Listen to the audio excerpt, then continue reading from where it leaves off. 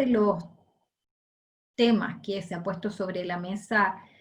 en las últimas semanas en nuestro país ha sido la posibilidad de introducir en nuestra legislación civil la llamada teoría de la imprevisión. Yo creo que lo primero ante esta posibilidad es que tenemos que tomar conciencia muy clara de qué es lo que está en juego, ¿no? Se dice muy fácil como si esto no tuviera o sin quizás reflexionar las consecuencias que puede tener esto. Y yo creo que lo primero es preguntarnos efectivamente qué es lo que está en juego, ¿no? Primero, los contratos son el motor de la economía, los contratos son uno de los medios más importantes para que las personas podamos satisfacer nuestras necesidades, y el contrato es por tanto cardinal a la vida de las personas y a la vida social, ¿no? Para que esos roles o fines del contrato, o que el contrato permite realizar, efectivamente puedan alcanzarse, es que el contrato se encuentra reforzado por un gran principio que es el de la fuerza obligatoria del contrato, que en nuestra legislación está en el artículo 1545, y que significa que, dispone que el contrato es ley para los contratantes, y que significa no que el contrato es ley en el sentido técnico de la ley, sino que significa que una vez celebrado el contrato pasa a ser obligatorio para las partes y pasa a ser intangible. Intangible para las partes en el sentido que ellas, para poder modificarlo, la única manera de hacerlo es llegar a un acuerdo. Intangible para el juez, que por vía interpretativa no puede nunca llegar a modificar el contenido del contrato. E intangible para el legislador, que no puede intervenir un contrato ya celebrado y que si legisla, siempre debe hacerlo, o, ¿no es cierto?, esa modificación de las reglas contractuales debe regir para el futuro. Significa además que el legislador tiene un límite importante, y es que entendemos que sobre los derechos que nacen para las partes del contrato hay un derecho de propiedad, y que éste se encuentra, por lo tanto, sujeto al límite que la Constitución establece en el artículo 19, número 24, en el sentido de que el derecho de propiedad no puede, ¿no es cierto?, extinguirse o ponérsele término, sino por expropiación por causa de utilidad pública. De manera que una primera cuestión es tener presente que la intervención legal del contrato, que es lo que ha sido planteado a través del proyecto de ley que ha sido presentado hace unos días, pone o entra o pone en jaque este principio cardinal de la contratación, y cardinal a la vida económica, cardinal a la vida social, ¿no? Y en razón de todo eso es que esto no significa que el legislador no pueda intervenir el contrato, pero significa que hasta ahora la intervención legislativa del contrato ha sido excepcionalísima, tanto en Chile como en los países que pertenecen a nuestra familia jurídica. En torno a la teoría de la imprevisión y lo que estamos viviendo y el impacto de la pandemia en los contratos, hay que partir por situar exactamente dónde cabe hablar de teoría de la imprevisión, que es solo respecto de los contratos de tracto sucesivo o de ejecución diferida, como pueden ser los contratos de arrendamiento, de obra, de prestación de servicios, etcétera, y que uno de los problemas que podrían plantearse es que eventualmente alguna de las prestaciones de las partes deviniese excesivamente onerosa por el cambio, en definitiva, de circunstancias. Y en ese caso es que recién podríamos plantearnos o hacernos la pregunta de la teoría de la imprevisión. Digo esto porque de alguna manera en la reflexión pública que se está dando en torno al impacto de la pandemia en los contratos no suele o no se ha clarificado para todas las personas, y en particular en el mundo jurídico, que las soluciones o las alternativas posibles se mueven en distintos campos y tienen una posibilidad, en definitiva, de ser aceptado muy distinta. ¿A qué me quiero referir? Que hay que distinguir cuando estamos frente a una imposibilidad del cumplimiento de la obligación, caso en el cual podría cobrar relevancia, invocar el caso fortuito o fuerza mayor.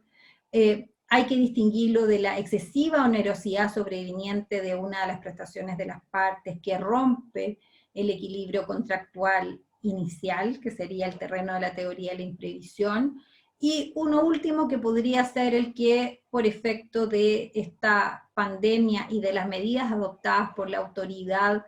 la utilidad misma del contrato, la finalidad que perseguían las partes a celebrar el contrato, haya desaparecido. Y ahí es donde surge o surgiría esta posibilidad de invocar o introducir la llamada teoría de la frustración del contrato, que está admitida en otros países, particularmente en los países anglosajones. Hay una cuestión importante al inicio, y es que hay una gran diferencia entre plantearse en el ámbito del caso fortuito o fuerza mayor, que está legislado, regulado en el código, que respecto a la teoría de la imprevisión, que no está legislada y que nunca ha sido admitida por la jurisprudencia en general en Chile, y la frustración del contrato, que ni siquiera ha sido nunca planteada, y que por lo tanto, tanto la teoría de la imprevisión como la de frustración del contrato, en definitiva, estamos hablando de teorías, ¿no? Una pregunta respecto de la teoría de la imprevisión en general es la pregunta de si es necesario introducir, hacer una reforma de la ley para incorporarla. Y para contestar eso yo quisiera partir por hacer una reflexión general, y es que no solo respecto de la teoría de la imprevisión, sino que en general respecto del impacto de la pandemia en los contratos, hay algunos profesores, académicos o incluso abogados que han apelado o animado en los medios de comunicación a resolver estos problemas por vía de dictación de leyes. Yo no estoy de acuerdo, disiento, creo que las condiciones, digamos, la legislación apresurada, la legislación dictada, la rápida, en vez de resolver problemas,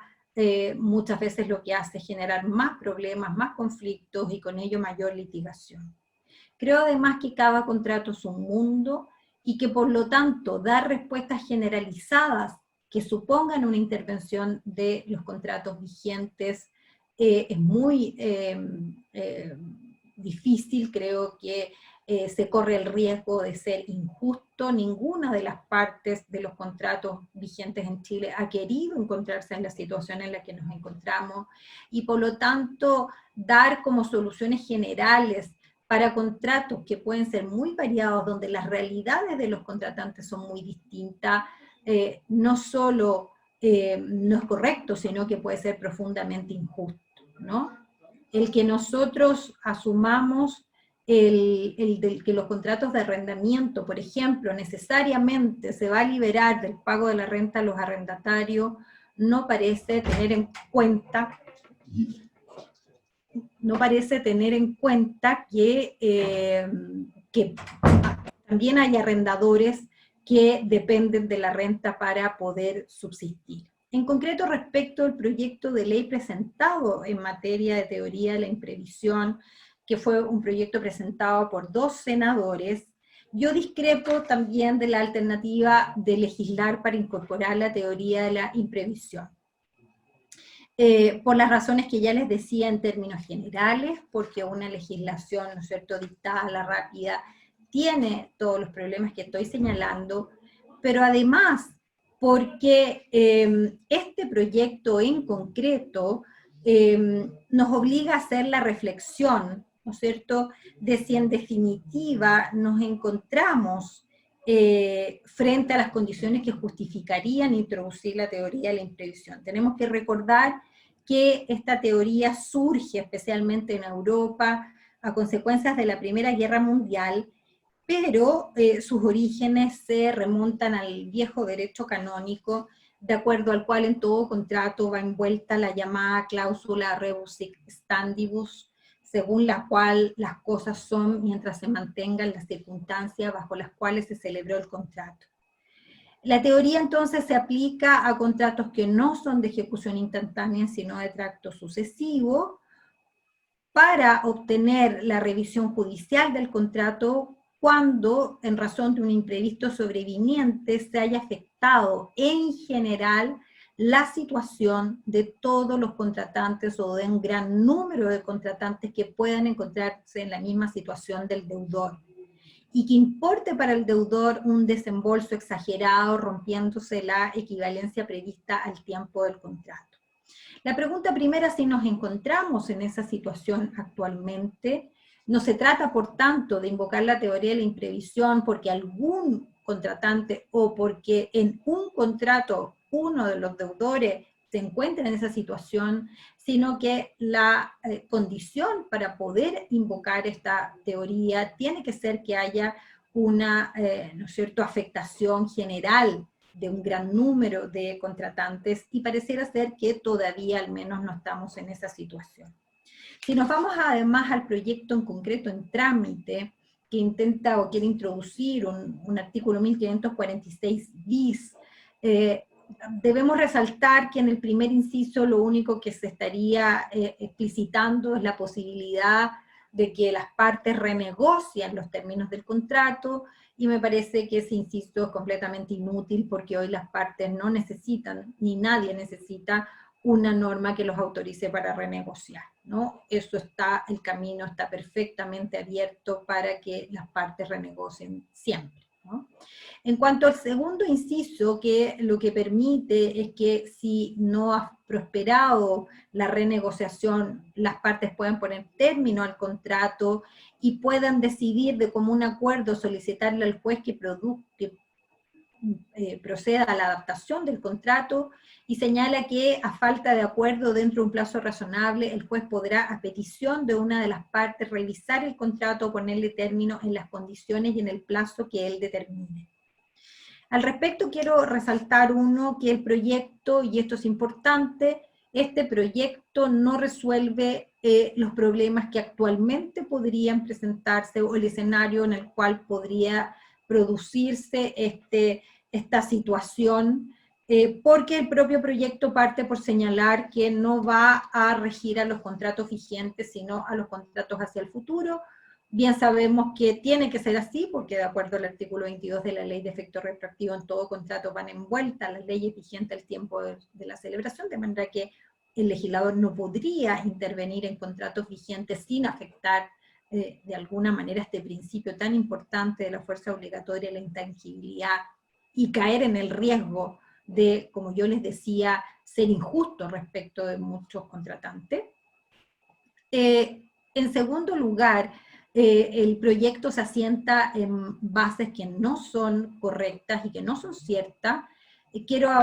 referirme a que el proyecto invoca como fundamento para que sea recibida el que la jurisprudencia estaría reconociendo en Chile la teoría de la imprevisión, lo cual no es cierto. La jurisprudencia de los tribunales ordinarios no ha admitido esta teoría, desde luego jamás lo ha hecho la Corte Suprema, y no lo han admitido sino muy excepcionalmente alguna sentencia de árbitro. En segundo lugar, también el proyecto invoca el que esta sería como una solución recepcionada por varios países, y de alguna manera da la idea de que aquí hay una tendencia en el derecho comparado hacia admitir esto, y tampoco eso es cierto. Lo cierto es que la mayor parte de los países no ha admitido la teoría de la imprevisión, es al revés, son muy pocos países los que la han admitido, y algunos de ellos ponen condiciones más estrictas o bastante estrictas para que esto sea procedente.